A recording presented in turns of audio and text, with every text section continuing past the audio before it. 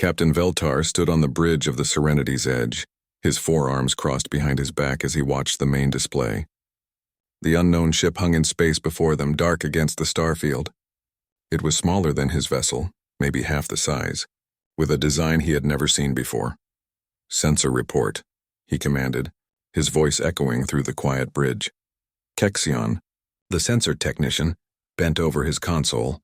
His large eyes reflected the blue glow of the screens. "Unknown vessel, Captain. Length approximately 800 meters. Mass readings suggest heavy construction, possibly military." Veltar nodded. In his 40 years of service to the Zephyrian Collective, he had encountered many new species. Most followed predictable patterns. They built ships for trade, exploration, or simple transport between their worlds. Military vessels were rare among younger civilizations. "Energy signatures?" he asked. "Fusion drive system, Captain. Primitive but functional.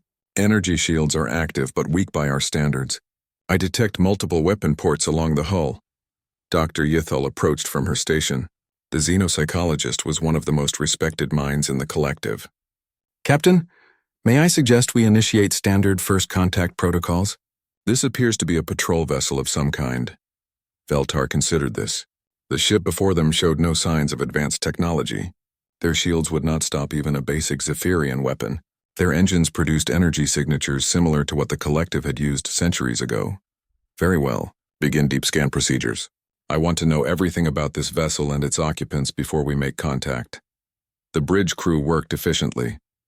They had done this many times before. Most new species were peaceful traders or explorers. A few tried to fight, but their primitive weapons could barely scratch Zephyrian shields. None had ever posed a real threat. Commander Torvin joined them from the archaeology department. "Captain, initial scans suggest this vessel belongs to a species that calls itself human. They appear to be carbon-based, bipedal, averaging 2 meters in height." "Population?" 847 individuals aboard, Captain." Veltar was surprised. "That seems like a large crew for a vessel this size." "Indeed, Captain. Host civilizations would crew such a ship with maybe 200 beings at most." On the main screen, the human vessel continued its slow patrol. It moved with purpose but showed no signs of detecting the Zephyrian ship.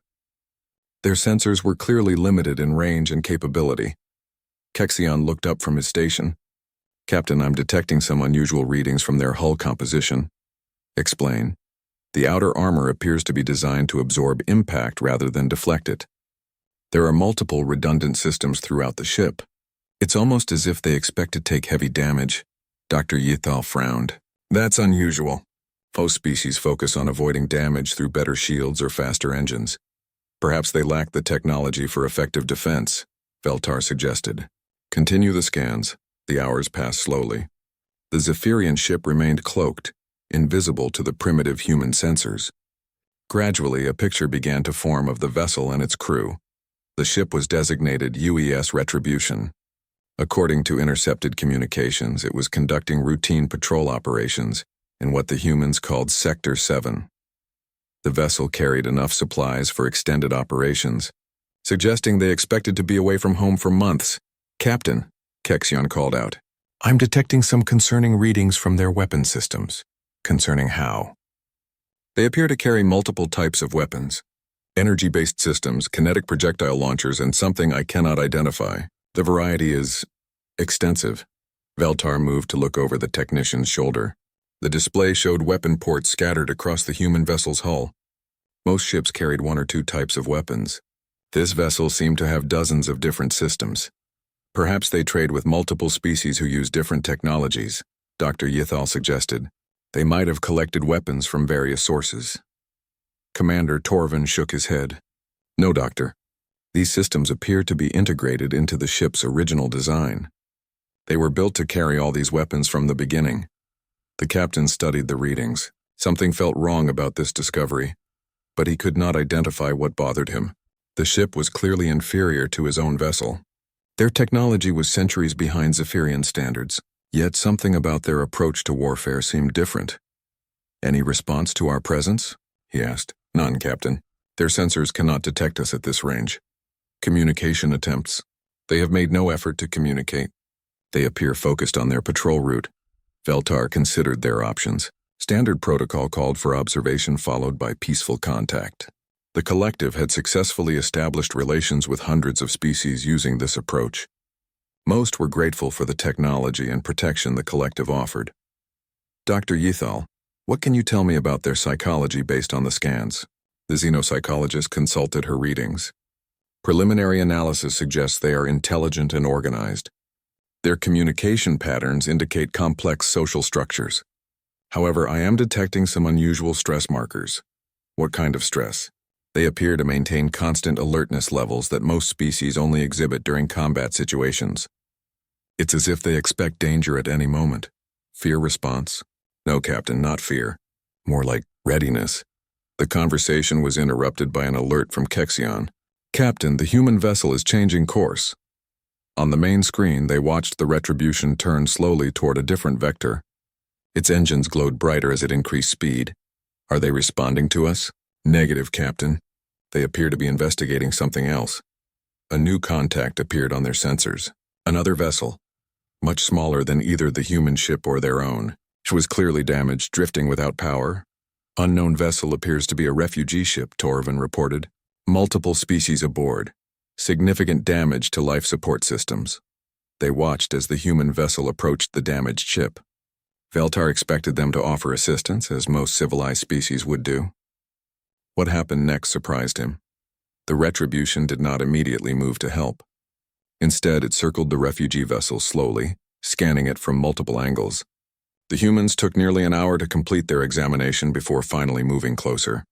Cautious, Dr. Yethal observed. Paranoid, Veltar corrected. They treat even a rescue situation as a potential threat. When the humans finally acted, they did so with impressive efficiency. Multiple small craft launched from the Retribution, quickly establishing contact with the refugee vessel. They transferred medical supplies and repair equipment while maintaining careful distances. They're helping, Kexion noted, but they're also keeping their weapons powered and pointed at the refugee ship. Trust issues, the captain murmured. Within 6 hours, the refugee vessel was operational again. The humans escorted it to the edge of the system before returning to their patrol route. Throughout the entire rescue operation, they had never lowered their guard. Interesting, Dr. Yethal said. They help others but expect betrayal at any moment. Veltar made his decision. Continue deep scans. I want to understand these humans before we make contact. Something about them is different from other species we've encountered. Yes, Captain. As the Serenity's Edge continued its observation, none of the Zephyrian crew could have imagined what their deeper scans would reveal. They saw the humans as paranoid and primitive, unaware that they were looking at a species that had learned to survive in a galaxy far more dangerous than any Zephyrian could imagine.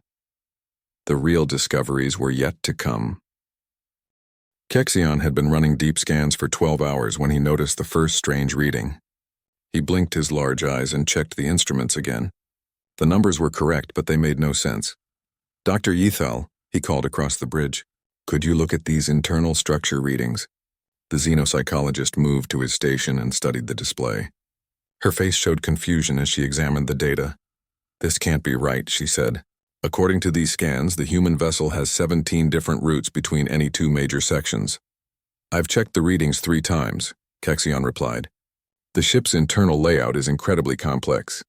Most vessels have simple, efficient corridor systems. This ship seems designed for, I'm not sure what. Captain Veltar approached them. Explain the problem. Dr. Yethal gestured at the screen. Captain, look at these corridor patterns. They branch and split constantly. There are emergency routes, backup routes, and what appear to be combat routes between every major section of the ship. Combat routes? Corridors designed for rapid movement during battle situations. They're wider, with fewer turns, and they have protective barriers every few meters. Kexion highlighted another section of the scan. And look at these compartments, Captain. Every major system is isolated from the others. If one section gets damaged or destroyed, the rest of the ship can continue operating. Veltar studied the readings. In 40 years of exploring space, he had never seen a ship designed with such paranoia. Most vessels were built for efficiency and comfort. This ship seemed built to survive being torn apart. Perhaps their construction technology is primitive, he suggested. They might not know how to build more efficient designs. No, Captain, Commander Torvin said, joining them. I've been analyzing their engineering. The construction is actually quite advanced. They chose to build it this way on purpose. Dr. Yathal shook her head. But why? The redundancy levels are excessive. They're carrying 3 times the necessary life support systems, backup power for their backup power, and emergency supplies that could last for years. Maybe they travel very far from home, Kexion suggested. The patrol route we observed was only a few days from their nearest base, Torvin corrected. I've traced their communication signals. They have supply stations throughout this region. Captain Veltar felt the familiar unease growing stronger. These humans built their ships like they expected them to be destroyed. They carried supplies like they might be stranded for years. They maintained redundancy like they could never trust their own technology. What about the crew quarters? He asked. Kexion switched the display to show the living sections of the human ship. That's even stranger, Captain.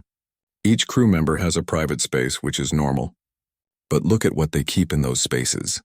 The scans revealed the contents of individual rooms throughout the Retribution. What they found confused and disturbed the Zephyrian crew. Weapons, Dr. Yathal said quietly. Almost every crew member has personal weapons in their quarters. Not just weapons, Kexion added. Look at these entertainment items. Literature about warfare, games that simulate combat, images depicting battle scenes. Torvin highlighted another section. And these physical fitness areas. They're not designed for health maintenance. These are training facilities for combat conditioning. The captain stared at the readings. In Zephyrian culture, personal weapons were rare. Citizens trusted their government to provide protection. Entertainment focused on art, music, and peaceful competition. Physical fitness was about health, not fighting ability. Perhaps they come from a dangerous region of space, he said. They might need to defend themselves against pirates or hostile species. Captain, Dr. Yathal said softly, I've been analyzing their personal databases. These humans don't just carry weapons because they might need them. They practice with them constantly. Every single crew member maintains combat proficiency with multiple weapon types. She brought up another display. Look at these training schedules. They spend 4 hours every day practicing various forms of combat. Not just weapons training, but hand-to-hand fighting, tactical movement, and something they call battlefield medicine. Kexion nodded. And their recreational activities include competitions to see who can fight most effectively. They turn violence into entertainment. Captain Veltar felt a chill run through his body. The collective had encountered warrior cultures before, but they were usually obvious about it. Those species built aggressive-looking ships, displayed their weapons proudly, and made threats during first contact. These humans were different. They appeared normal on the surface, but underneath they were all soldiers. Every single one of them. Dr. Yathal, can you access their historical databases? I'm trying, Captain. Their encryption is more sophisticated than I expected, but I have retrieved some cultural information. She displayed her findings on the main screen. Their literature is filled with stories about warfare. Not occasional conflict, but constant fighting. They have thousands of stories about battles, wars, and combat heroes. Many species have war stories, Veltar said, though his voice lacked confidence. Not like this, Captain. Most civilizations have a few tales about ancient conflicts. Humans have entire categories of literature dedicated to warfare. They write about past wars, current wars, future wars, and imaginary wars. Torvin added his own discoveries. Their historical records go back thousands of years.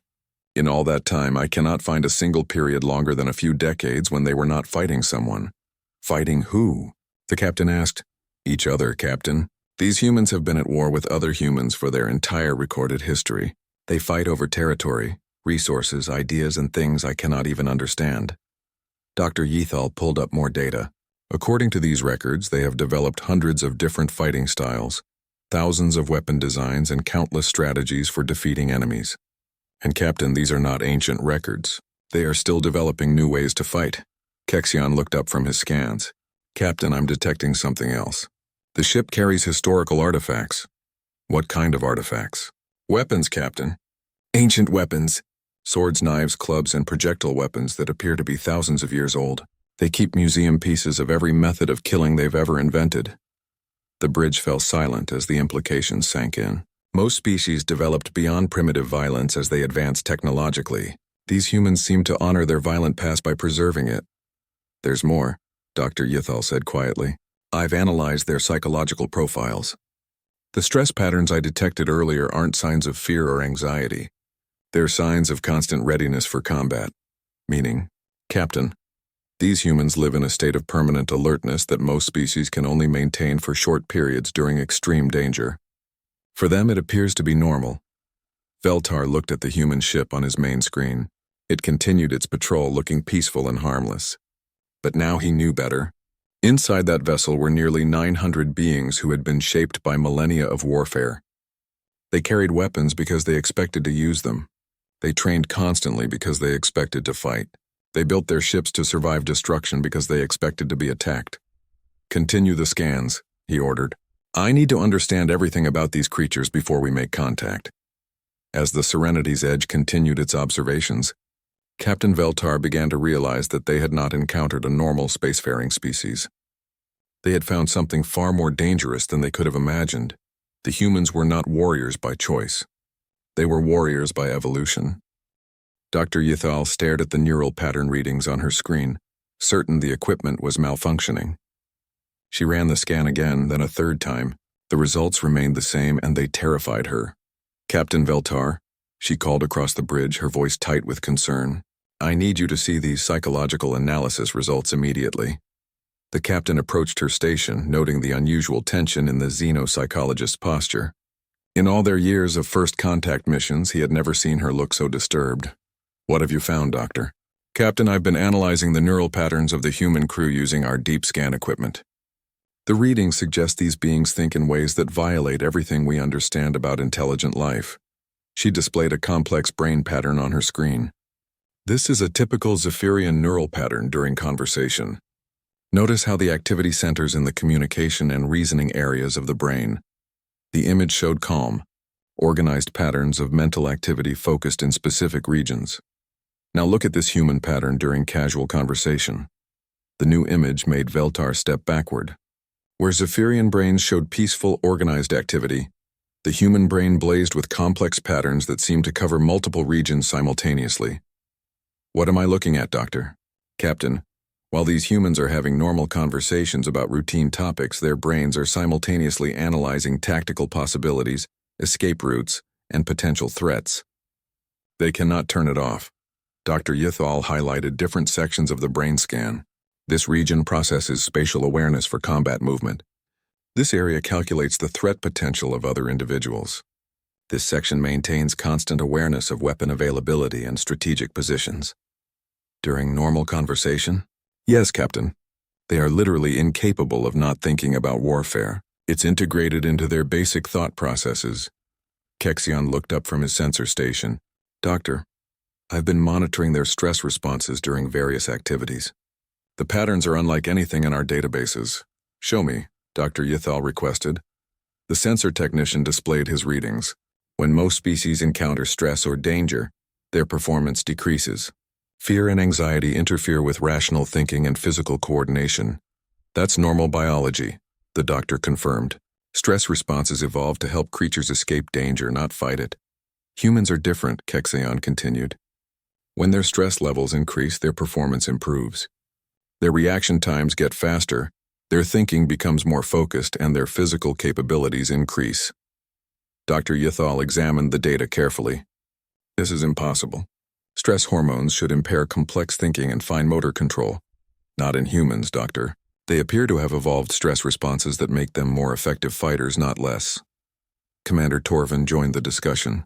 I've been analyzing their training records and personal histories. Captain, the average crew member on this vessel has been involved in active combat for 12.3 years. 12 years? Veltar was shocked. How is that possible? They appear to be a space-traveling civilization.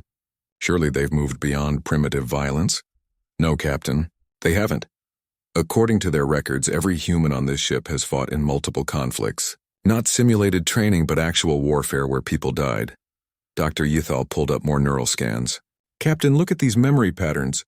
When humans recall combat experiences, their brains don't show the trauma responses we see in other species. Instead, they show satisfaction and confidence patterns. They enjoy fighting. It's more complex than that. They appear to derive a sense of accomplishment and identity from successful combat. Violence isn't something they do when necessary. It's something that makes them feel complete. Veltar studied the data, trying to understand. In Zephyrian society, violence was rare and deeply disturbing when it occurred. Citizens who experienced combat required extensive psychological treatment to recover. These humans seemed to thrive on it. Dr. Ythal, is it possible these readings are from a specialized military unit? Perhaps normal humans are different.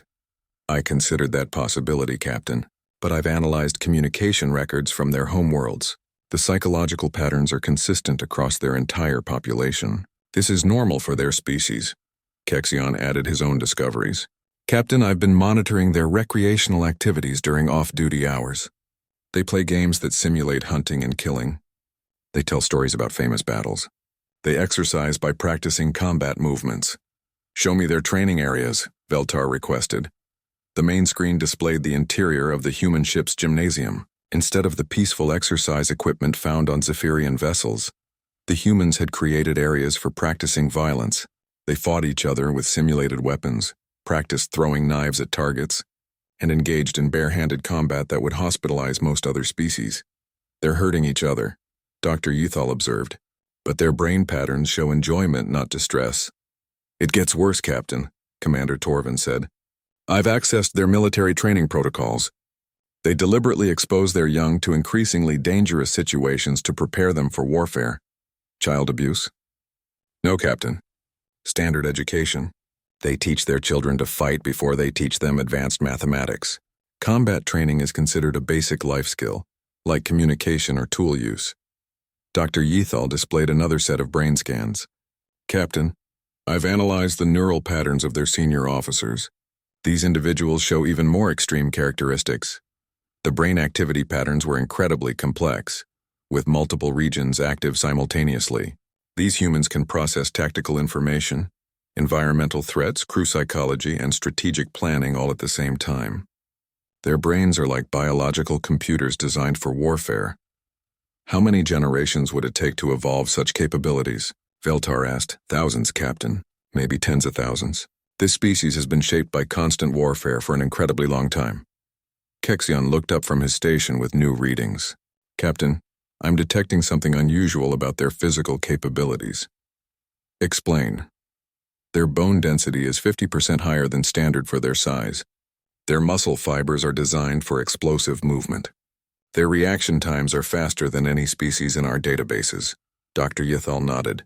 I've noticed similar patterns in their cardiovascular systems. They can function effectively with injury levels that would incapacitate most beings. Their pain tolerance is extraordinary. They're built for fighting, Veltar realized. Not just built for it, Captain, Dr. Ythal corrected. They're optimized for it.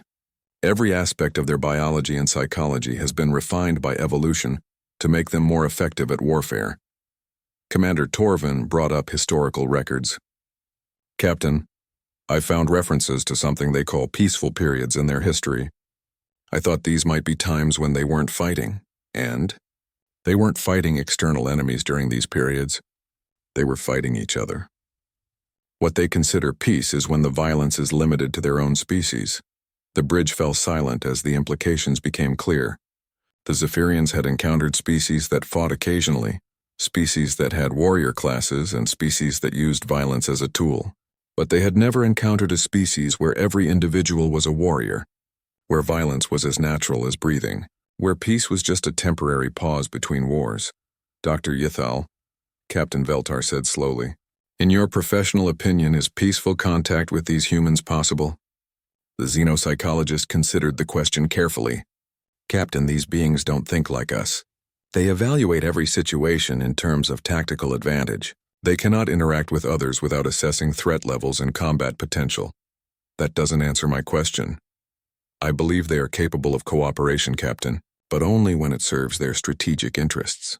They would see any agreement as temporary, lasting only until conditions change in their favor. Veltar looked at the human ship on his screen. The Retribution continued its patrol, appearing peaceful and harmless. But now he understood the truth. They were observing a vessel full of highly evolved predators who had turned warfare into a science. Continue monitoring, he ordered. I need to understand the full extent of what we're dealing with. As the scans continued, none of the Zephyrian crew could have imagined that they had only begun to discover the true horror of humanity's nature.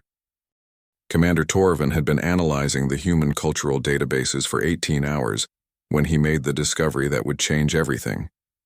His archaeological training had taught him to look for patterns in seemingly unrelated information, but what he found in the human records defied all logic.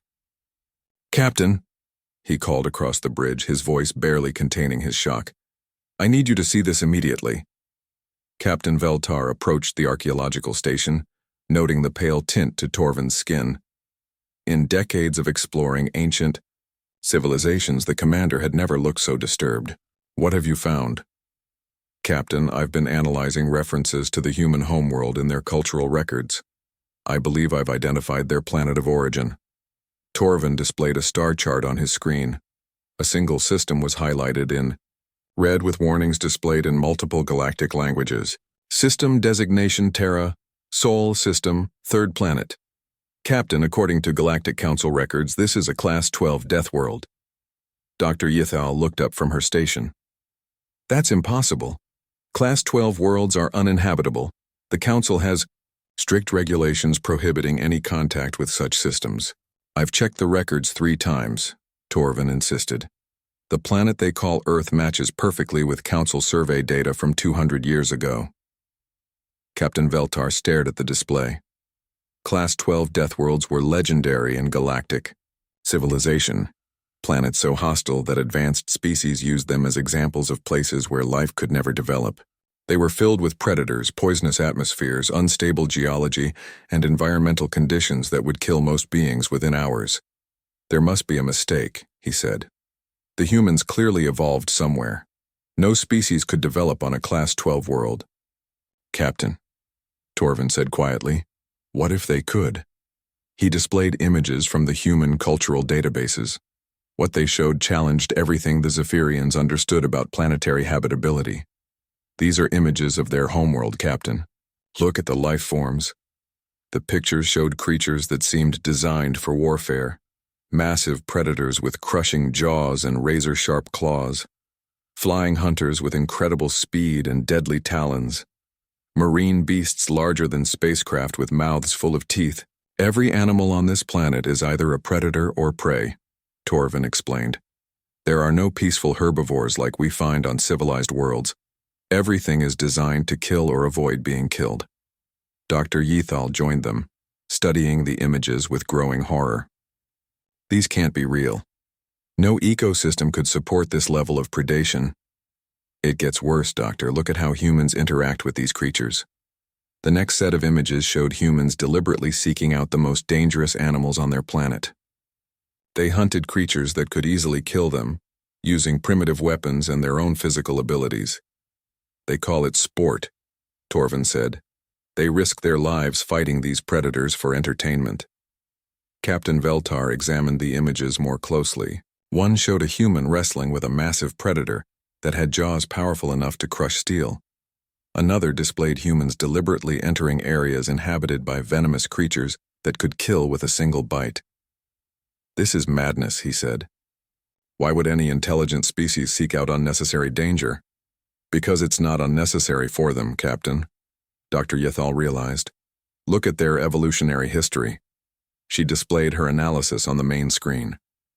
Humans didn't evolve despite their dangerous world. They evolved because of it. Every generation that survived did so by becoming better predators than everything else on the planet. Torvin nodded. "For millions of years, Captain, humans lived alongside creatures that could kill them easily. They survived by developing intelligence, cooperation, and fighting ability that exceeded anything else on their world."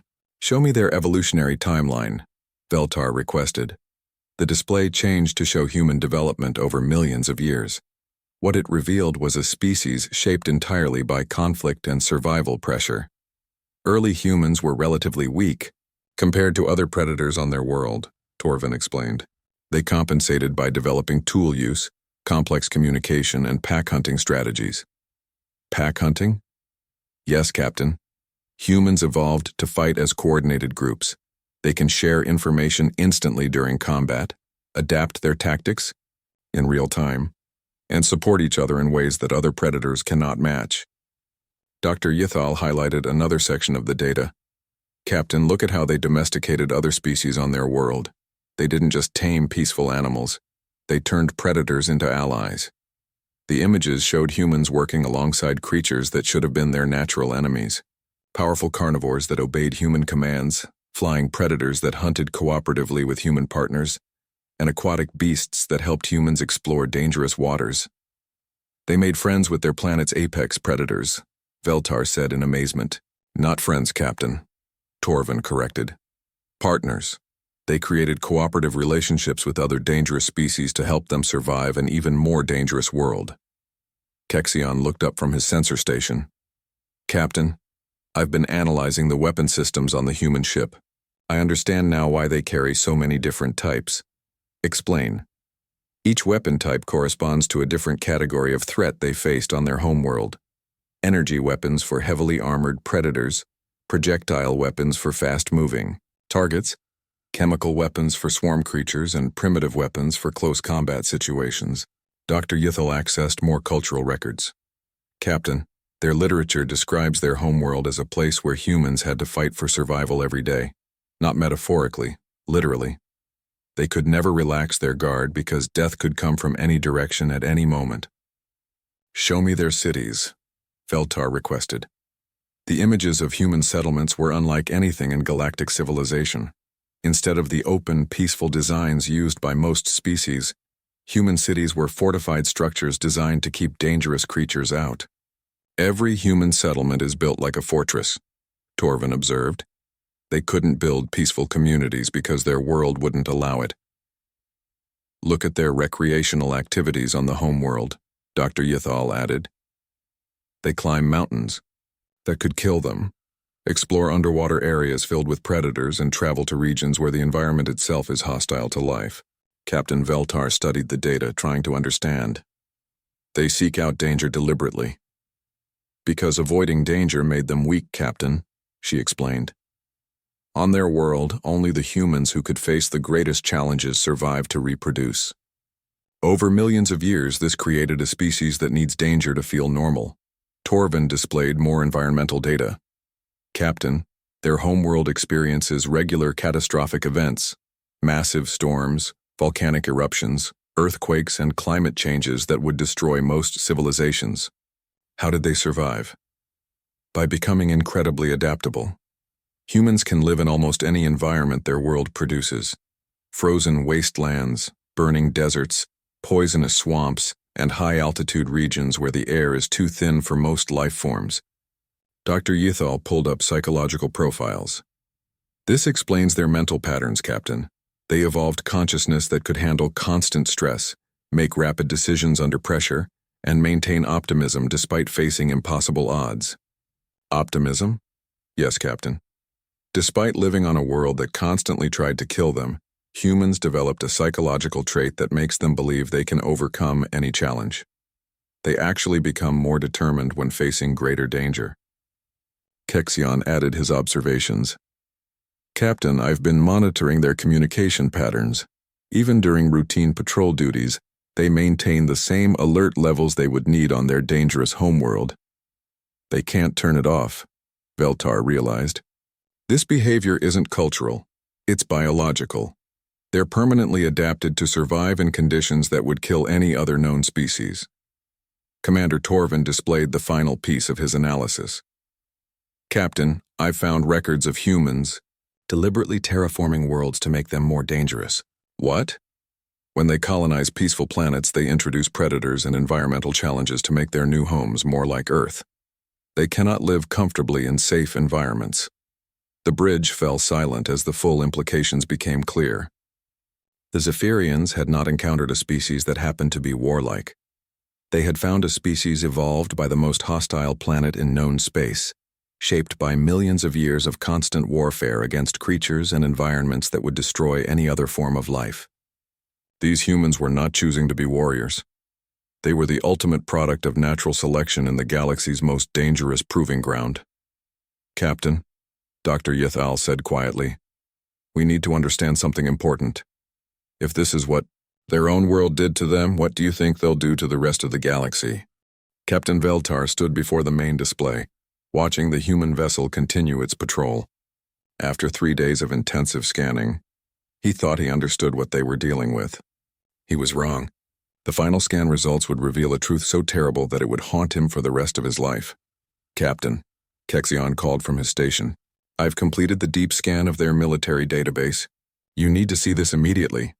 Veltar approached the sensor station, noting the tremor in the technician's voice. "What have you found?" "Captain, the retribution isn't what we thought it was." "Explain." Kexion displayed fleet composition data on his screen. "We assumed this was a major human warship because of its size and armament. According to their military records, it's classified as a light frigate." "Light frigate?" "Yes, Captain. One of their smaller military vessels.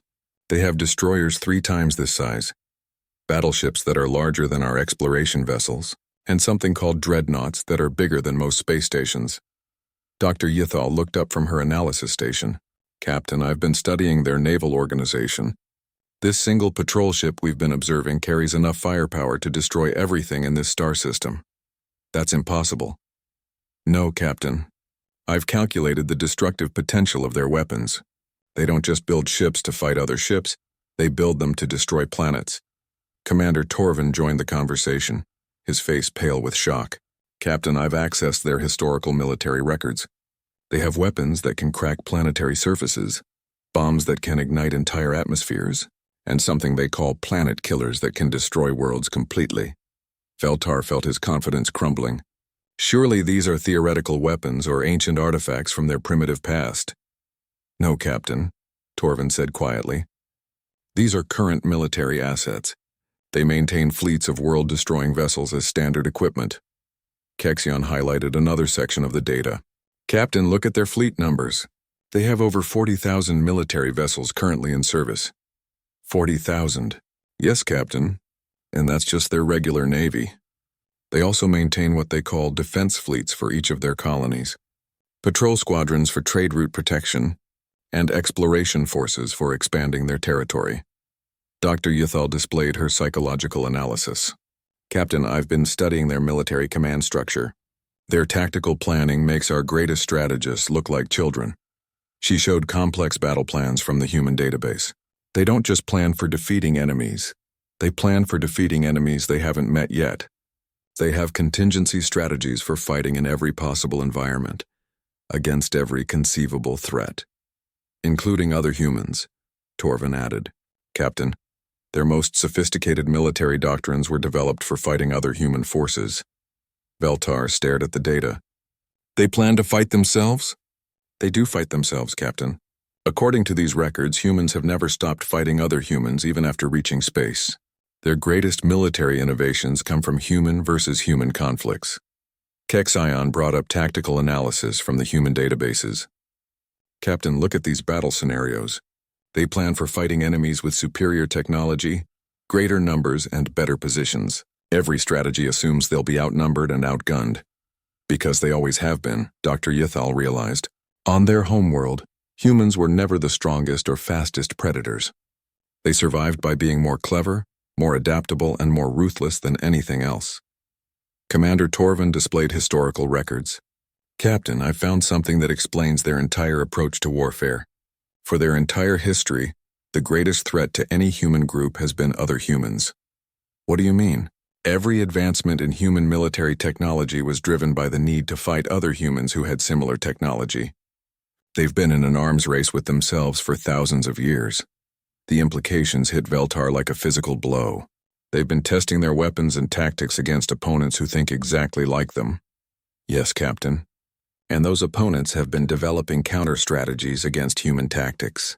It's created a level of military sophistication that most species never achieve because they don't have equally advanced enemies to fight." Dr. Yithal pulled up more psychological data. "Captain, I've analyzed the command crew of this vessel. The tactical knowledge contained in their minds exceeds the combined military experience of the entire Zephyrian fleet." "How is that possible?" "Because they've been fighting continuously for generations, Captain. Not occasional conflicts like most species, but constant warfare against enemies who are just as intelligent and just as advanced as they are." Kexion highlighted weapon system specifications. "Captain, I've identified the purpose of those multiple weapon types we noticed earlier. They're not just different technologies, they're designed to counter specific defensive strategies. Explain. If an enemy develops effective energy shields, they use kinetic weapons. If armor becomes too strong, they use molecular disruptors. If point defense systems block projectiles, they use guided munitions that can think for themselves. They've already solved every defensive strategy we might use against them, Veltar realized. Worse than that, Captain, Torvin said. They've solved defensive strategies we haven't even thought of yet. Their weapons are designed to counter technologies they haven't encountered because they assume their enemies will develop those technologies eventually. Dr. Yithal displayed the final piece of her analysis. Captain, I found records of their expansion into space. They don't explore to find new homes or trading partners. Why do they explore? To find enemies, Captain. They assume that any species they encounter will eventually become hostile, so they prepare for war before making contact. That's paranoid madness. No, Captain. That's learned wisdom. On their homeworld, everything they ever encountered tried to kill them. They survived by assuming the worst about everything and being ready for it. Kexion looked up from his station with the final, most terrifying revelation. Captain, I've found something in their deep space communication logs. They're not alone out here. What do you mean? This patrol ship is part of a larger fleet. According to their communications, they have exploration forces moving into dozens of star systems simultaneously. How many ships? Hundreds, Captain. Maybe thousands. And this is just one small part of their expansion effort. Commander Torvin accessed stellar cartography data. Captain, according to their navigation records, humans have been expanding into this region of space for several years. They've already established colonies in 12 star systems. Colonies? Military colonies, Captain. Each one is designed to support fleet operations and serve as a base for further expansion. Dr. Yithal displayed psychological profiles of the human crew. Captain, I need you to understand something crucial about these beings. They don't see exploration as a peaceful activity. Then what is it? Reconnaissance, Captain. They explore to identify resources, strategic positions, and potential threats. Every planet they survey is evaluated for its military value. Veltar looked at the human ship on his main screen. The Retribution continued its patrol, appearing small and harmless. But now he understood the truth. It was a scout for a vast military force that was methodically claiming territory throughout the galaxy. Captain, Kexion said quietly, I've found references to something they call the Great Expansion. According to their long-term planning documents, they intend to establish human presence in every habitable star system, within 1,000 light-years of Earth. In how much time? They've allocated 500 years for the initial phase, Captain. But their preliminary surveys suggest they might complete it faster. Commander Torvin brought up the most disturbing data of all. Captain, I've found their contact protocols for encountering other spacefaring species. Show me. The document that appeared on screen made Veltar's blood run cold. It was not a first contact procedure. It was a military assessment guide. Humans evaluated every species they encountered for threat potential, resource value, and strategic significance. They've already classified us, Captain, Torvin said.